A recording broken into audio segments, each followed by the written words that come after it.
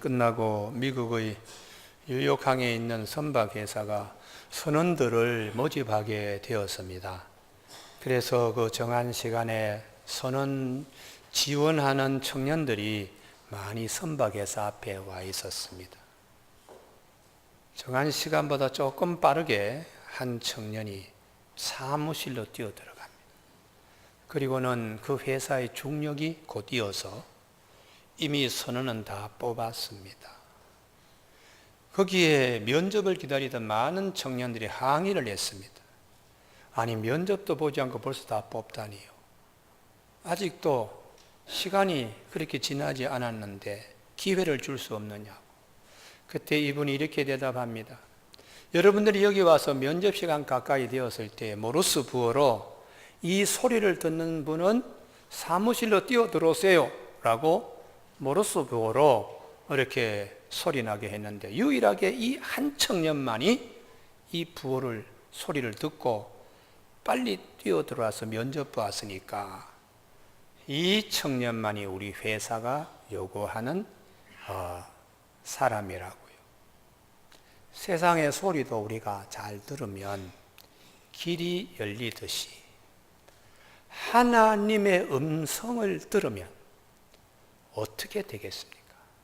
그래서 오늘 사도 바울은 믿음은 들음에서 나며 들음은 그리스도의 말씀으로 말미암는다 라고 말씀하세요.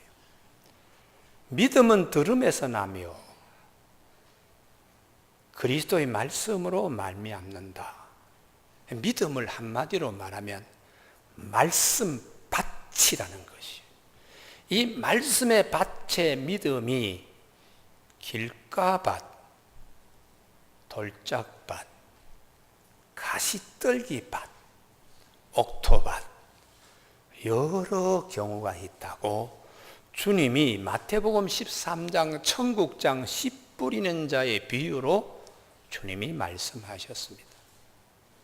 이스라엘에 가면은 씨를 파종하는데 낙이나 노새의 등에다가 씨를, 포대를, 자루를 이렇게 등에 얹혀놓고 그리고는 길게 이렇게 막대기로 찌르든지 아니면 좀 굵은 송곳으로 찔러서 노새를 끌고 가면 씨가 그 구멍으로 뚝뚝뚝 떨어지면서 파종이 되는데, 갑자기 바람이 세게 불면 그 씨가 길가 밭에 떨어지기도 하고요.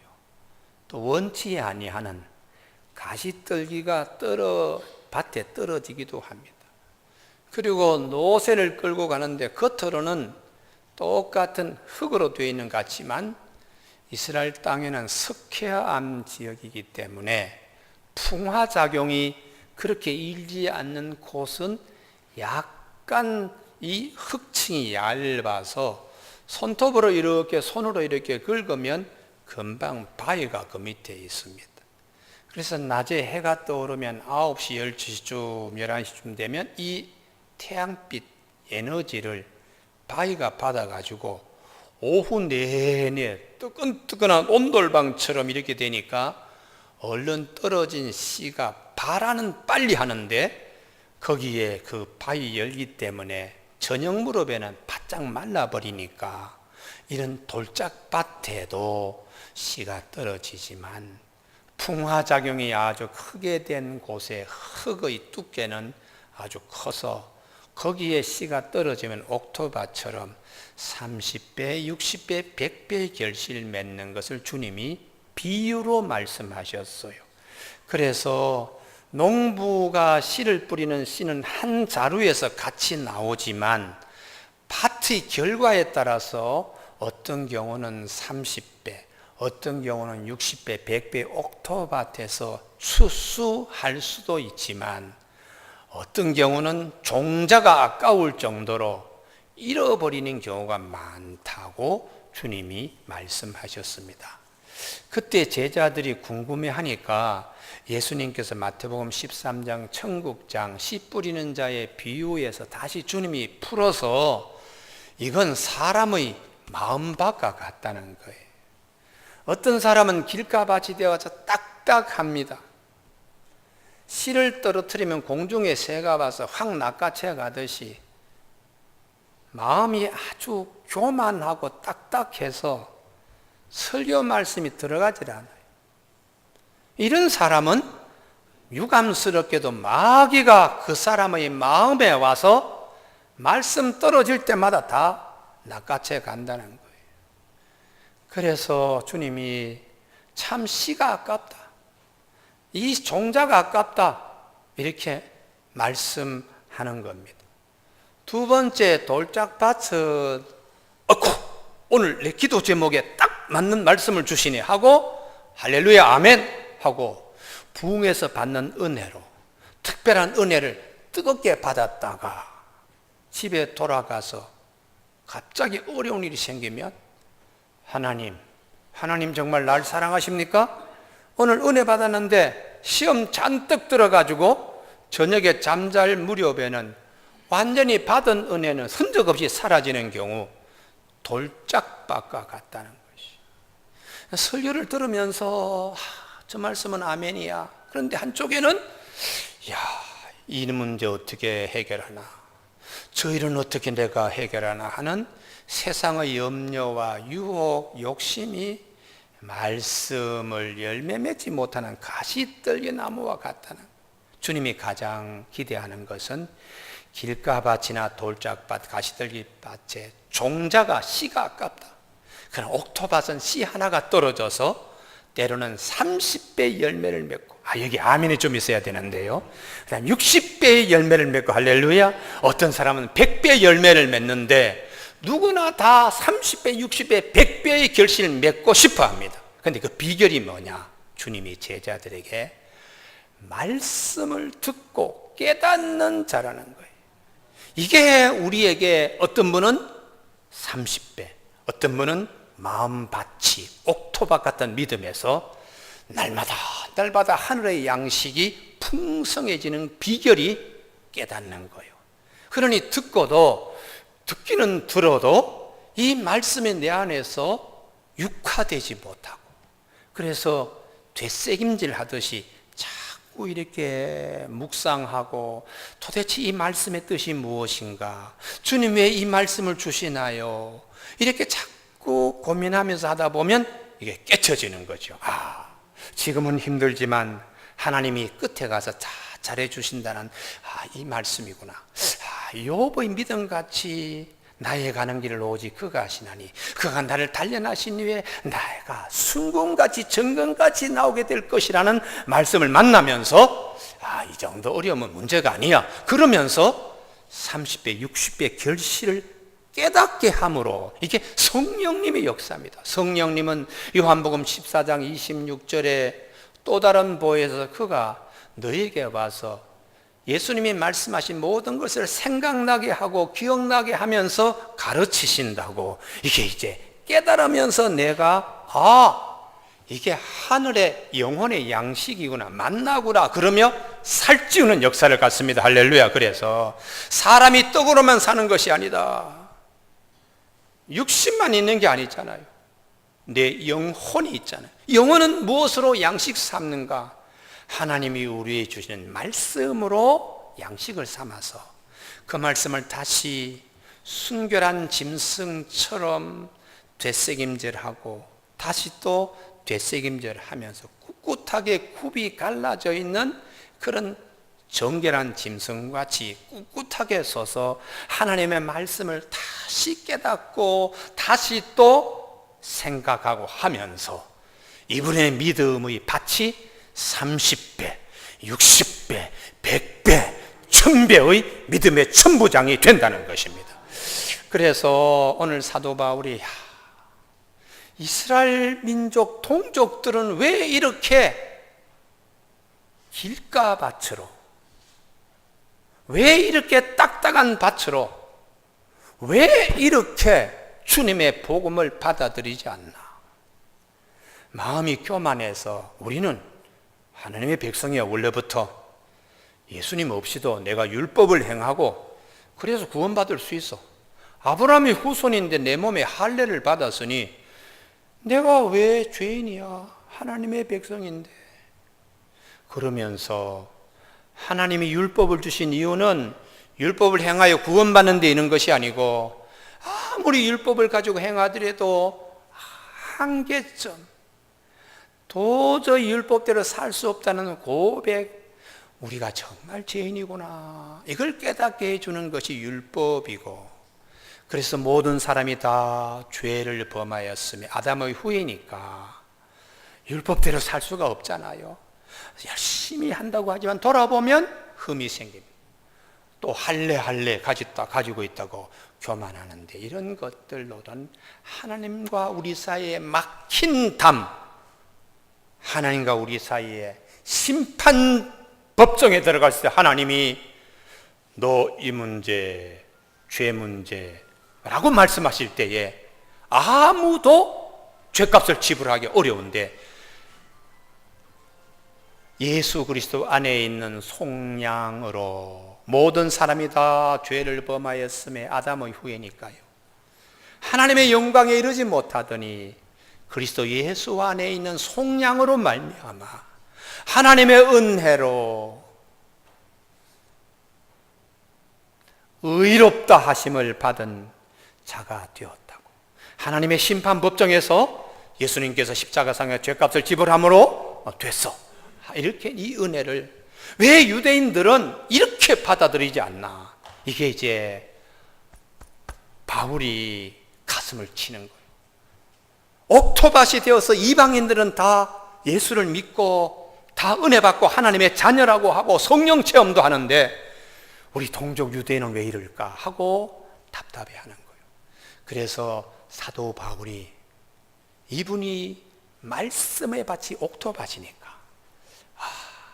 내 안에 기억하고 있는 말씀을 이끌어냅니다. 그때에 이사야의 말씀처럼 16절, 주여 우리가 전한 것을 누가 믿었나이까? 이사야도 당시대에 도대체 우리 동족이 하나님 말씀을 믿지 않습니다 하고 가슴 쳤던 일이 기억나는 거예요. 그러면서 믿음은 들음에서 나고 들음은 그리스도의 말씀으로 말미암는다. 그래서 다시 한번 돌아보니까 하나님, 내 동족을 정말 버린 겁니까? 이스라엘 백성들은 이사야 시대 때도 이사야의 말씀을 듣지 않은 것처럼 이 시대에도 사도 바울 앞에서 이스라엘 백성들이 듣지 아니하니까 하나님 버리신 겁니까? 라고 생각하고 마음에 갈등이 생겨요. 하나님께서 시편 말씀을 다시 기억나게 해요. 그게 오늘 본문의 18절입니다. 시편 19편 4절의 말씀, 그 소리가 온 땅에 퍼졌고 그 말씀이 땅끝까지 이르렀도다. 이 말씀을 깨치면서 그러면 그렇지, 농부가 씨를 뿌릴 때에 그 옆 땅의 주인의 밭에 뿌려져서 그 주인의 밭은 30배 60배의 결실 맺듯이 절대로 하나님의 말씀은 이스라엘 백성이 받지 아니하면 이방인들이 받게 된다고 시편 19편 4절의 말씀을 기억하는 거예요. 이게 하나님의 뜻인 모양이다. 그리고 다시 말씀을 묵상하니까 19절 이하의 신명기 말씀, 모세가 했던 말씀이 다시 기억나는 거예요. 그게 19장 가운데 내가 백성 아닌 자로서 너희를 시기하게 하며 미련한 백성으로 너희를 노엽게 하리라. 신명기 32장 21절의 말씀이 기억나는 겁니다. 그렇지, 모세도 그때 하나님께 음성 들었을 때 하나님께서 이렇게 말씀하셔서 도대체 이 백성이 어떻게 우상 숭배하지 말라고, 내가 그렇게 시기하고 질투하는 우상을 숭배해? 그렇다면 나도 이 백성 아니고 다른 이방인, 정말 그들을 내 자녀, 내 백성으로 삼아서 이스라엘을 시기나게 질투하게 그렇게 하겠다고 하나님이 말씀하셨다는 거예요.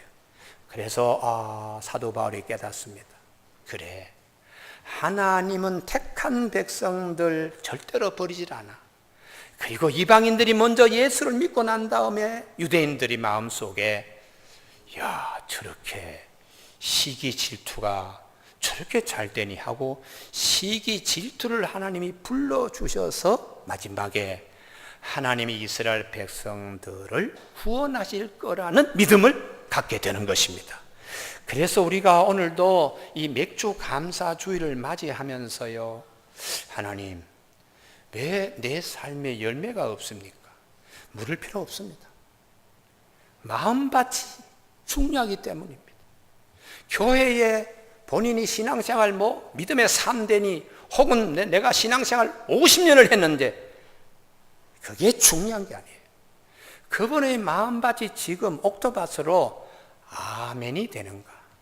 아니면 설교를 들을 때 신경질이 나, 답답해, 우라증이 나, 이런 분은 마귀가 그분의 마음밭 입구에 딱 서서 말씀이 들어오지 않게 해방하는 거예요. 그래서 사도 바울이 하나님 이렇게 버리셨습니까? 라고 사도 바울이 하나님께 질문할 때에 사도 바울 속에 있는 이사야의 말씀과 시편의 말씀과 신명기의 말씀이 일어나면서 하나님이 이렇게 말씀하는 겁니다. 이스라엘이 받지 아니하면 이방인이 받게 될 거야.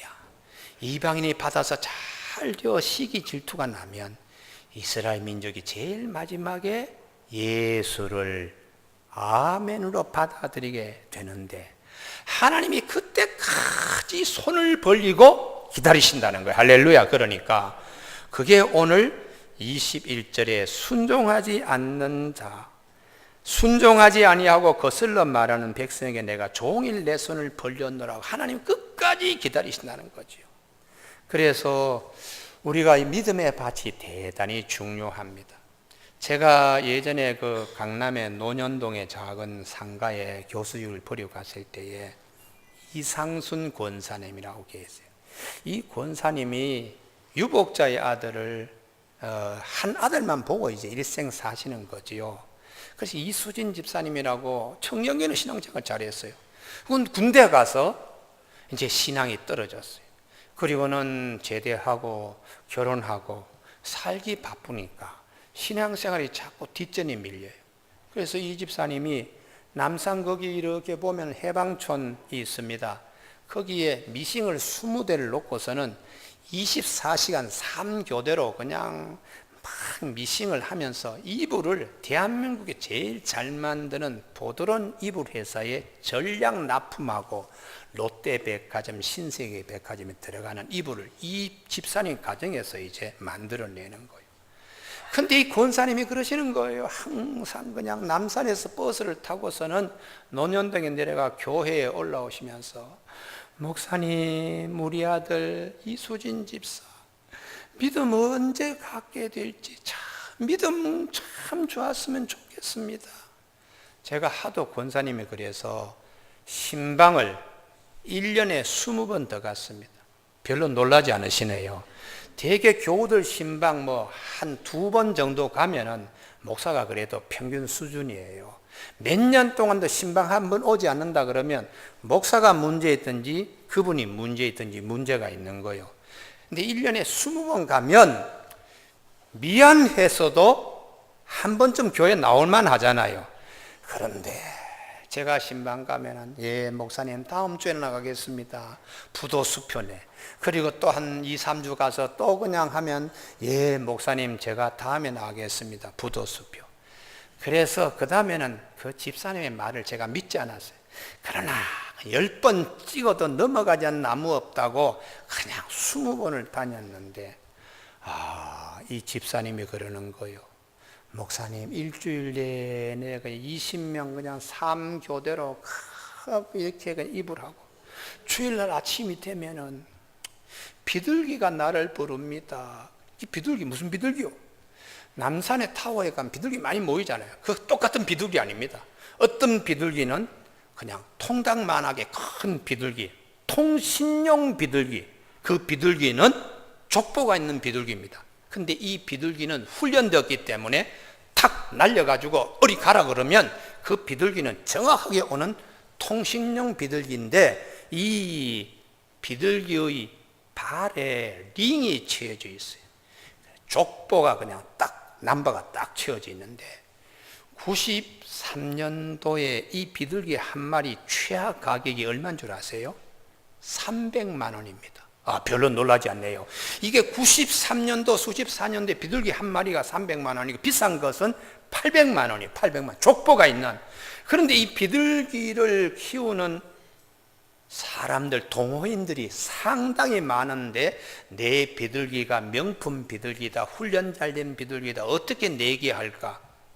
판돈 걸지 하고 50만 원을 아침에 걸고서 대전에 욱 하고 내려가서 자기 비둘기를 탁 날리면 제일 빨리 남산타워에 오는 비둘기의 주인이 그날 판돈을 다 먹는 거예요. 그래서 50만 원씩 이렇게 내어놓으면 그날 100명이 모이면 판돈이 5천만 원이 되는 거예요. 그러니까 그냥 죽어라 하고 일하더라도 비둘기가 한번 슉 해가지고 1등 하면은 판돈이 5천만 원이 생기니까 몇 년치 연봉이 되는 거예요. 할렐루야. 그러니까 여기 아침이 되면 하여튼 비둘기가 꾸룩꾸룩꾸룩꾸룩 그러면 아이고 오늘 노르마에 가야지. 근데 또 목사님은 집사님 이번 주에 꼭 나오세요.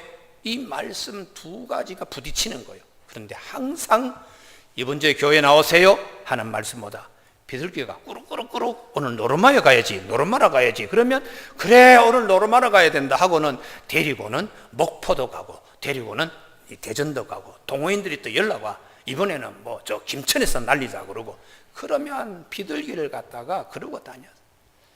자, 권사님이 그럽니다. 우리 아들 언제 믿음 들어가겠습니까? 마음밭이 세상이 너무 좋아요. 이런 분들은 가시떨기밭과 같아서 마음은 원이지만 육신이 약해서 하나님의 말씀의 열매를 갖지 못하기 때문에 제일 어려울 때 몸에 병이 생긴다든지 임종의 시간이 닥쳐왔을 때 비둘기가 그에게 힘이 되는 건 아니에요.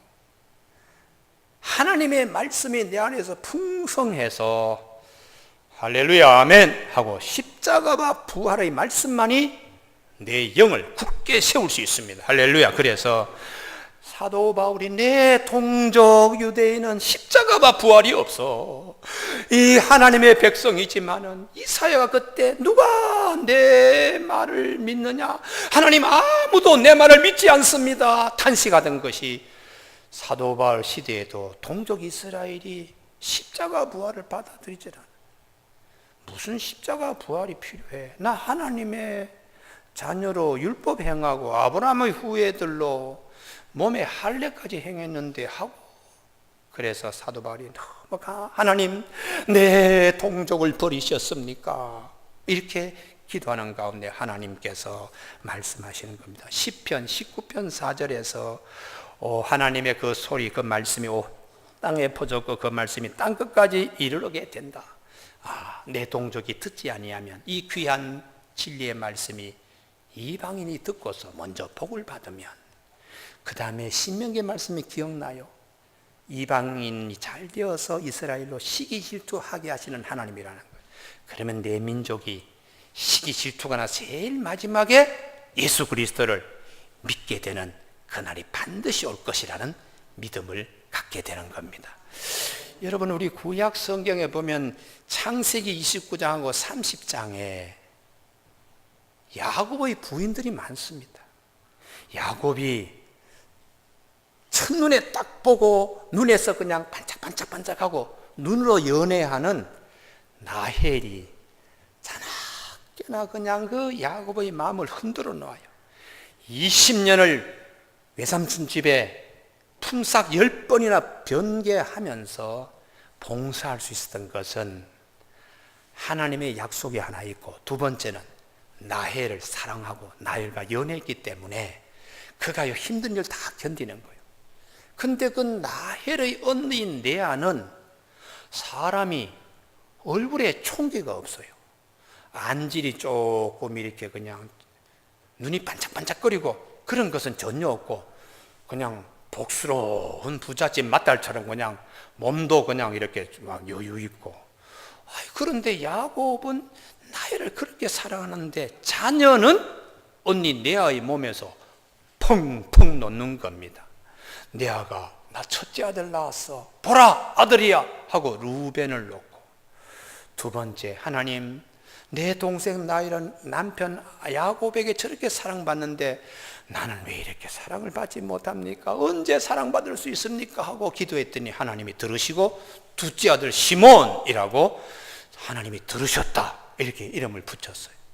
그리고 하나님, 내가 이제 어떻게 남편하고 하나가 되겠습니까? 하고 기도했더니 하나님이 셋째 아들을 주셨어. 하나님이 연합이라고 한다. 그래서 레위 연합이라는 아들을 낳았어요.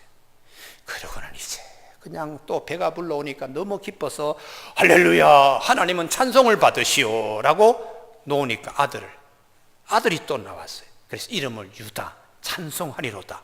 이렇게 4명의 아들이 레아의 몸에서 나는데 라헬은 속에서 자식이 하나 없으니까 매일 시기와 질투가 들끓습니다. 그래서 이 라헬이 생각한 것이, 내가 언니에게 질 수가 없지, 나도 다 방법이 있어. 나에게는 여종 비라가 있어. 비라야, 우리 남편 야곱에게 들어가서 아기를 좀 낳아오라. 그래서 시기 질투가 너무 심하니까, 시샘이 심하니까 본인이 아기를 낳지 못하니까 자기의 여종을 데리고 들어가게 했습니다. 그래서 거기서 단과 납달리를 놔도 마음에는 만족이 없죠. 왜요? 자기 몸에서 자식이 생산되어야 되는데요. 그러고 있는데 어이구, 언니 레아가 아들 4명을 놓으면 끝난 줄 알았더니 이 언니도 시기 질투가 있는 거예요. 너만 여종을 들여보내? 나도 여종이 있어 하고 실바를 들여보내가지고 각각 아셀 아들을 놓고는, 그리고는 그러는 거요. 참 마음에 그냥, 이 라헬은 하나님, 이 집안에 지금 아이들이 10명씩이나 우글우글 거리는데 나는 자식이 없습니다. 시기 질투가 극에 달하는 거지요. 그러다가 아이고, 하나님 은혜 주시옵소서, 은혜 주셔야 아들 낳지요 하고 사람이 바뀔 무렵에 하나님이 요셉을 라헬의 몸에 심어 주셨습니다. 너무 기뻐서 하나님, 원무와 하나 더요, 하나 더요. 요 이름이 요셉은 하나 더요 하는 말이에요. 자, 왜 창세기에서 이렇게 아이들 12지파가 태어나는 과정을 우리에게 말씀하시나? 하나님의 가장 깊은 뜻이, 야곱에게는 라헬이 가장 귀합니다. 가장 사랑합니다. 그 라헬이, 나는 남편의 사랑을 흠뻑 다 받아, 나처럼 남편 사랑받는 사람 누가 있어? 이런 교만함이 바뀌어서 언니 여종들을 우습게 보는 그 마음이 바뀌어서 하나님이 나에게 자식을 낳게 하는 은혜를 주셔야지. 시기 질투심이 극한 자리에서 변화될 때 하나님이 요셉을 주셨다는 거예요. 이스라엘 백성이, 우리는 하나님의 백성이야, 우리 같은 민족이 어디 있어? 이러던 이스라엘이 이방인이 잘 되어서 그들의 심령 속에 예수 그리스도를 통하여 속사람, 또 다른 믿음의 사람이 여기저기 생기는 걸 보고 축복받는 걸 보고서는 이스라엘이 시기 질투가 나서 제일 마지막에 아이고, 하나님의 은혜로 우리도 예수 그리스도를 영접하여 우리 안에 속사람을 가져야지 하는 자리까지 하나님이 결코 이스라엘을 포기치 않으신다는 믿음으로 말씀하고 있습니다. 교회 여러분, 오늘 우리 모두에게 이 사도 바울의 옥토박 같은 믿음을 우리도 함께 가질 수 있기를 바랍니다. 우리 교회사에서 보면 모니카라고 하는 신앙 좋은 어머니가 계세요. 아들이 망난입니다. 17세의 사생활을 놓고 가출해서 만이기라고 하는 이단 종파에 빠져가지고 어머니 눈물이 마르지 못합니다. 울고 불고 하니까 미라노의 대주교인, 이 설교를 황금의 입으로 한다고 너무 설교를 잘하는 암브로시우스 주교에 가서 어머니가 눈물을 팡팡 쏟으며 우리 아들 하나님이 보내신 것입니까? 그때에 눈물의 기도가 있는 아들은 절대로 망하지 않습니다. 이 한마디에 모니카가 힘을 얻고 기도할 때에 그 아들이 돌아옵니다. 그분이 유명한 중세의 성자 어거스틴이 됩니다. 사도 바울은 이사야가 이미 얘기했듯이 이 백성이 정말 하나님 말씀을 받지 아니하십니까? 라고 했지만 하나님께서 나중에 오래 팔을 기다리며 탕자가 돌아오기까지 기다리듯이 이 민족이 돌아올 때까지 하나님은 기다리신다는 것을 이사야가 담대히 말한 그 말씀을 기억하며 우리 동족이 지금은 복음 예수 그리스도의 십자가 부활을 받아들이지 않지만 예수 그리스도의 십자가와 부활을 받아들인 민족이 곳곳에 잘 될 때에 제일 마지막에 시기 질투가 나서 예수를 믿게 될 것을 확신하는 그 귀한 믿음을 오늘 볼 수 있습니다. 교우 여러분, 전반기에 맥주 감사 주일을 지키면서 하나님 이 하반기에는 내 믿음의 밭에 30배, 60배, 100배의 결실을 맺고 감사하며 하나님 은혜의 문에 설 수 있는 우리 모두가 될 수 있도록 축복합니다. 기도하시겠습니다.